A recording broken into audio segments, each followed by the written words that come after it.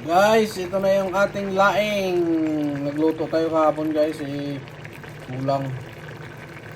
Ayan guys, ang dami niya no. Sa mga gusto mag-order dyan ng laing, ayan.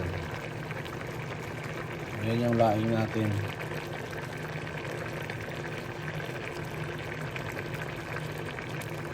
Tuyuan lang natin ng konti guys ang ating laing. Ayan o.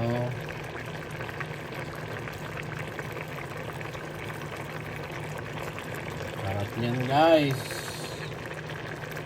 Laing.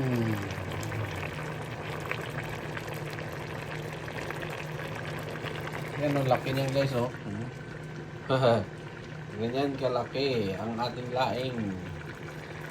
Ang kadami.